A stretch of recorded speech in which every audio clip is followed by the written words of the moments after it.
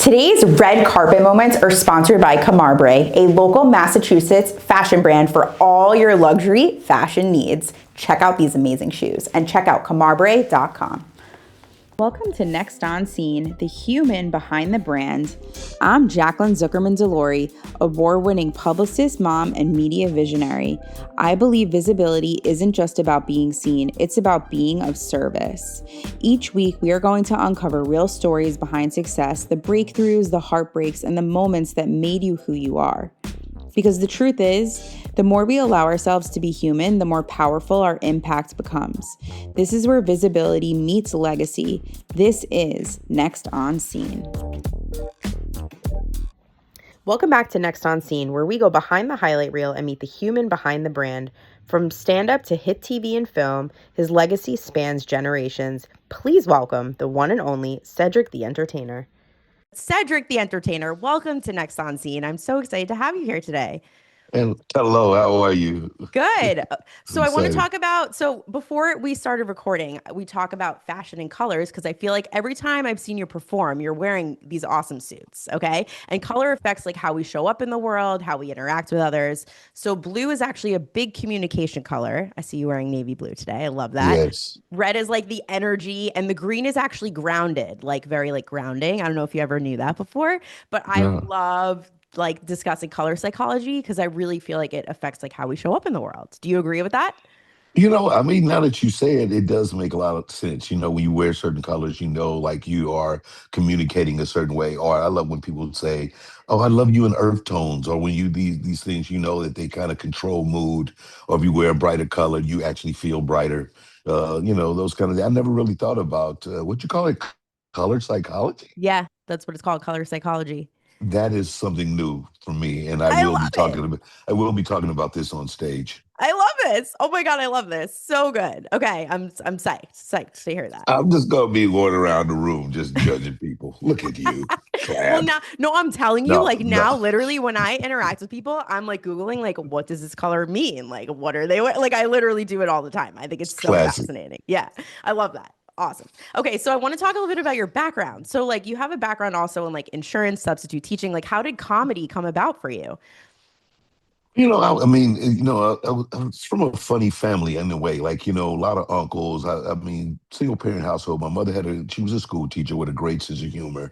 And I could just kind of remember I had two uncles that influenced me a lot, and they both had funny personalities. They were the ones that made you laugh. You couldn't wait to be around them because they always had the family laughing. And so as a young person, it was like a part of my kind of family background is to just make sure that there was laughter happening. So I can remember making people laugh at a very young age, not knowing it was that I could be a comedian, but just knowing that that was the energy that I wanted to give people. Like when I show up, I know how I felt when they came around. Like I know I'm gonna laugh. Or I can't wait to see my uncle. You Yeah. know, so that became what I consider almost my brand. Like in a way, is that just this person that shows up and you almost can't wait for me to be there. You're just ready for me to come in the room. Right. No, it makes complete sense. I love that. So then obviously now you've done acting, you're a you're like you're a producer, you're executive producer, right, on your show, The Neighborhood. Like how did all of these like compile into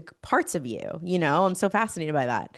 Yeah, I think that it really is a combination again because my mother was an educator. That school was a big part of how I had to get along. I couldn't just be the class clown. Matter of fact, I wasn't the class clown. People always think that because I was a comedian, they like you must have been the class clown. I was like, I was not. My mother taught in the same school district that I went to school in, and so all the teachers kind of knew each other, and they would call if I was like being extra. So I did get that call one time, and that was it. I was like, when they called my mother, told I was doing too much. So I started to like lean into school, and I actually wanted to be a lawyer when I first went to college. And so I guess a lot of that kind of analytical thinking and kind of leadership, and not necessarily feeling like everything was a joke. Led to the idea of being able to kind of produce and see things from an organizational point of view and want to take ideas and implement them from the top as opposed to just be a part of them. So interesting. Do you think your kids play a role in what you do today? Like especially now how you're showing up, interacting and the things you do? Yeah, because kids they're just so demanding in that way, right? When they show up in your life, it's like, your schedule is no longer yours, right? You have to kind of fit things in. I got a fantastic, support family, wife, and, sister-in-laws, cousins, so many people that was able to support, and that allowed me to still be like on tour and do my business. But my kids were definitely the kind of personalities that demanded your attention and wanted, and even to this day, we have very, close knit bonds with each other. So it's just like, you just respect who they are, and then they give you respect, and that's how they lead you. You For know. sure. No, that makes a lot of sense. So when you perform, I want to go back because obviously you're performing this week. We're spotlighting you at Foxwoods, which is so exciting. Like, what goes into like what amps you up before you perform? Like, what's Cedric's thing that he does before he performs? Mainly a lot of music. I listen to like, both old school and new school. Like I have a nephew that works with me younger, that brings me all the kind of newer music and let me kind of listen through what's, going on that I probably wouldn't listen to. And then I have my kind of go-to hype me up songs that, I'm an old Jay-Z dude. So I'm Jay-Z and 2000 Kanye, 2000, oh 08, 08, 2010 Kanye, so but I like that vibration, of listening to a lot of music. I usually kind of get kind of chill. Also, right before the show, and it's really like looking over notes and thinking over joke ideas and where I want to go. I have this thing of knowing what joke I want to start with, and at least have a general idea where I want to end. Like the ending could change, but I usually have to like really like know my map out in a way like Google Maps. I have to know my first 4 or 5 steps, and then I can kind of improv from there. Yeah. But I need to when I walk on stage, I need to know like I'm going to start here, I'm gonna go here, I'm gonna go here, and then all right, I'll get a feel of the room, and then we can just take off. Fair, like bullet points in your brain, Yeah, literally. exactly. You need that. You need some bullet points. I I tell get young I get it. I I so tell get young it. comedians that too all the time. Like, don't go up there thinking you just magic. You can just pull it out. Like, you need to know what you're gonna do. Right. So true. Okay, wait. So I want to go back to the music because every guest that I have on, like I make like a Spotify playlist. So what would be your song choice? Like if you could pick one right now that speaks to you, what is it? One right now that speaks to me is is French Montana's "Ever Since You Left." That's my song right now. Really? I love it. Okay. Perfect. I'm gonna add that one. Thank you. That's awesome. Okay, so I want to also talk about your entrepreneur background, right? Because you Yeah. have the wine company, you're doing the grilling. By the way, what is your favorite thing to barbecue? Oh, well, I'm still an old school, um, what they call hot link dude. Like I like to do the links and any kind of kibas. I like to get them dark and kind of grilled up, but ribs, of course, is always great. So I love that. And so yeah, smoke them. your book with Anthony is coming out in May, I saw, right? Yes. Yeah. So where can people get that? All of those things.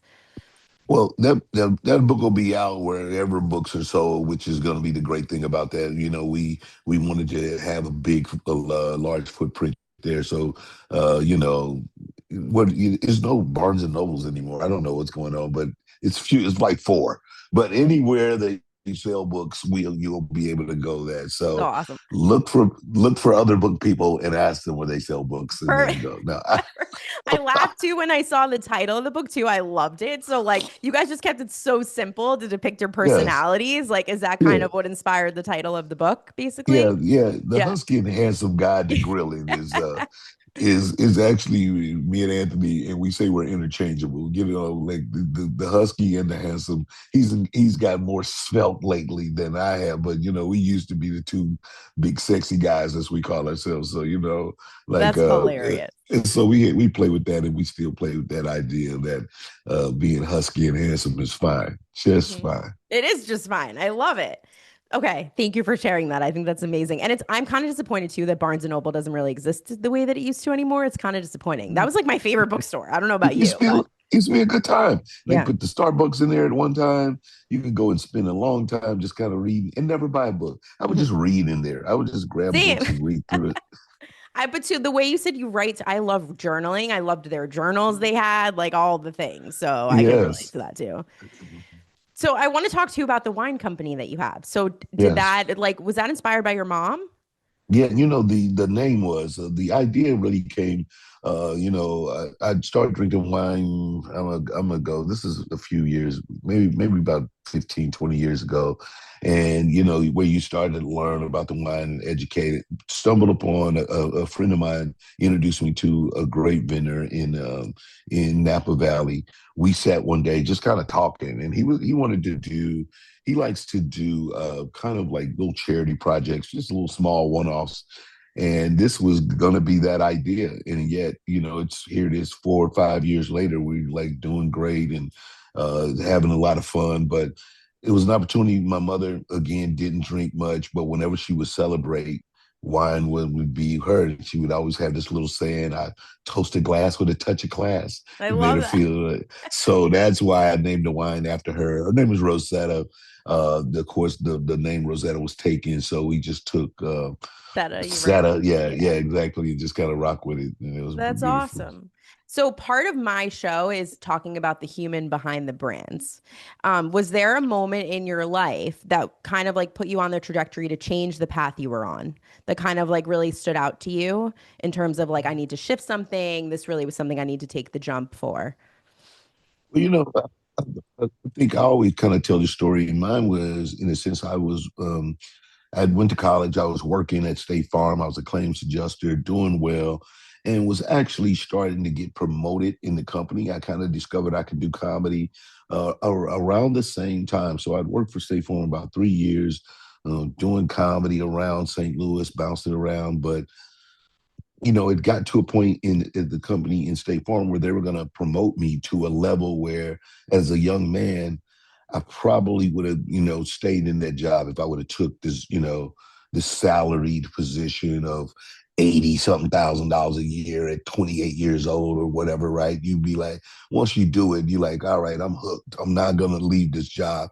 And so that was the kind of impasse for me, was to decide not to go for what felt like the safer, more corporate, more smarter. I had health insurance over on that side. We had at that point, the company used to let you drive a company car. You had all kinds of perks, and then I'm gonna go and take a chance on being a comedian. But that's what I did, and that was that kind of definitely that point that where I feel like, had I not made that choice, I would have been living a different life. I love that. Thank you so much for sharing that. I think my audience is going to so much resonate with that because I think people just feel like it's okay to stay comfortable because they're so worried, right? Yeah, Without having yeah, security. I love your mentality. I have the same mentality. Thank you yeah. for that inspiration today. I really Yes, appreciate that. yes, I love it. Okay, so obviously now the neighborhood's been on for 8 years, right? Eight, yeah. yeah, amazing. So what Eight are what seasons. are the goals with that? Like what's next?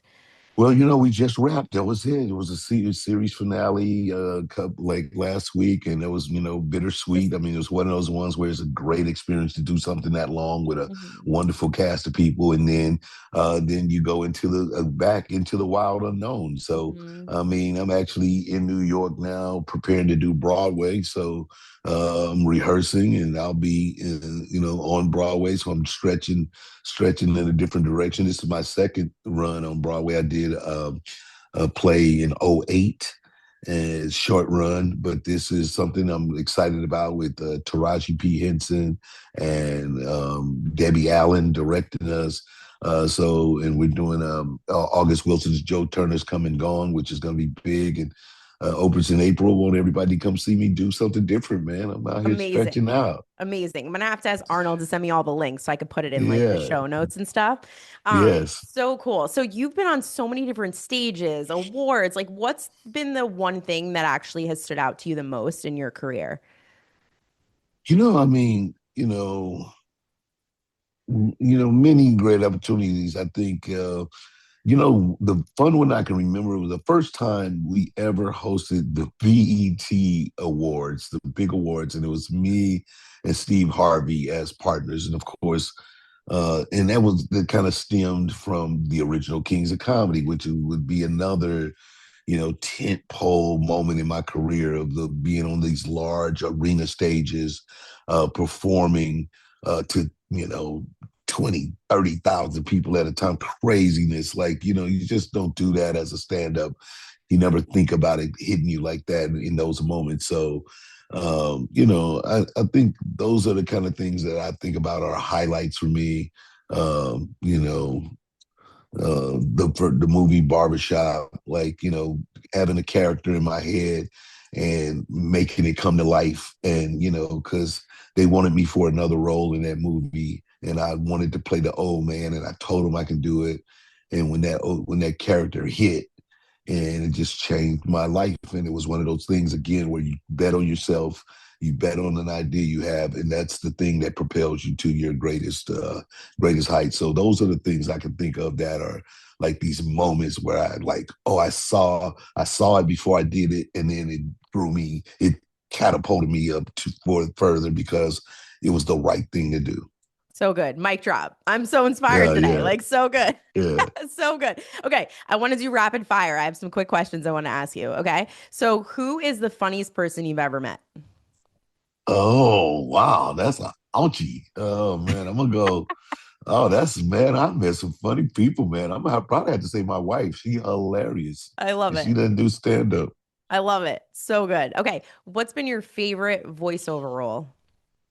Oh man, probably. I'm gonna go with Uncle Bobby from the Proud Family on Disney, and then uh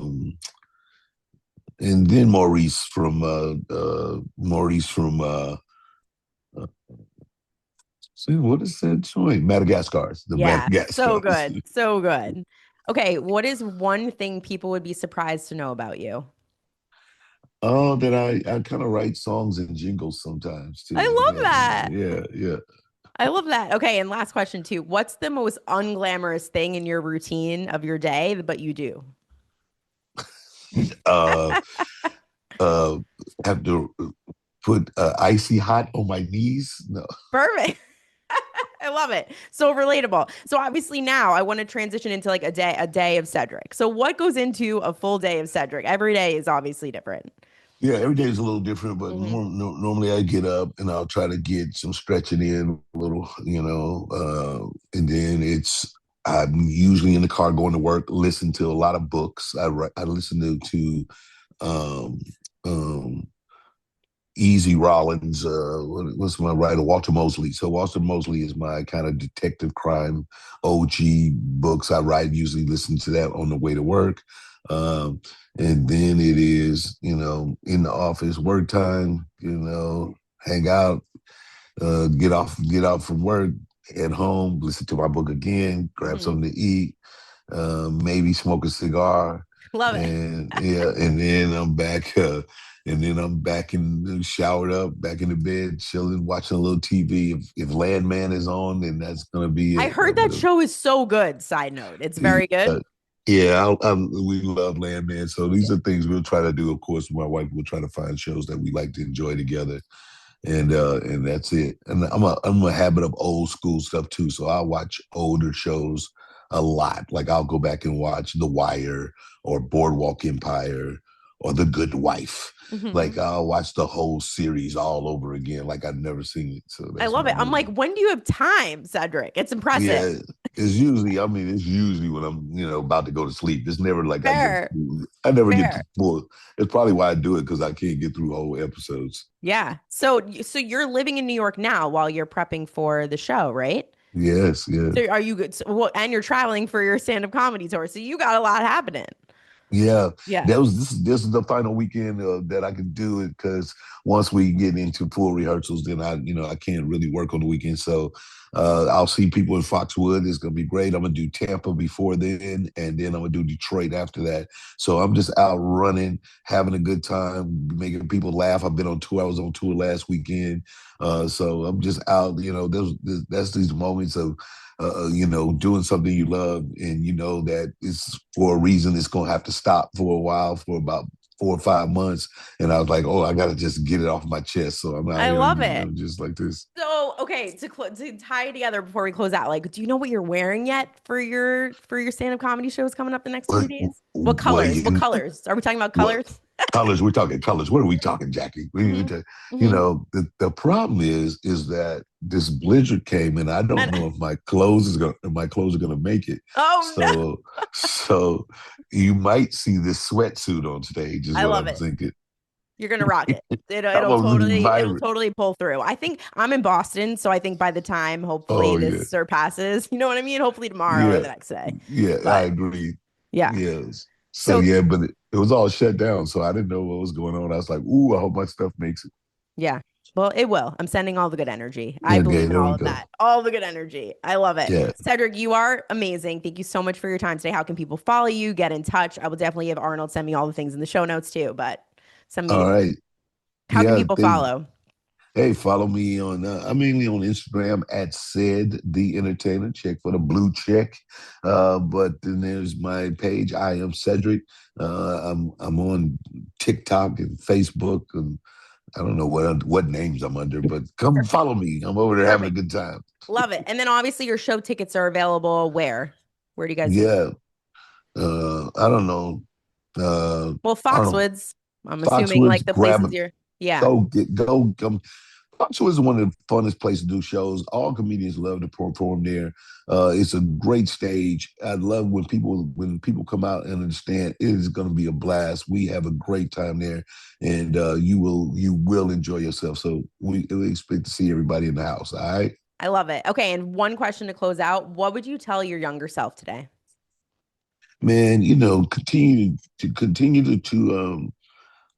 think big and dream big, and don't wait as long, man. You know, a lot of times you kind of doubt yourself from trying. I would say, do that. Mhm. Try that, brother. Don't I wait. love it. Go do it. Do it. Go do Do it. that. Oh my Do God. that. Thank you so much, Cedric. This was awesome. Thank you, everyone, so All much for right. tuning in to Next on Scene, and stay tuned for who's next on Scene. Today's red carpet moments are sponsored by Camarbre, a local Massachusetts fashion brand for all your luxury fashion needs. Check out these amazing shoes and check out camarbre.com. I'm here to give you your red carpet moment, so follow us on all our podcast channels, on any stream from iHeartRadio, Spotify, if you just type in Next on Scene, the human behind the brand, or you can also follow us on all our social media channels at Next on Scene. I can't wait for you to come on this journey with us. Your say is very impactful as an audience member, so come along for the ride and we are gonna all evolve together. And we can't wait for you to see who's next on Scene.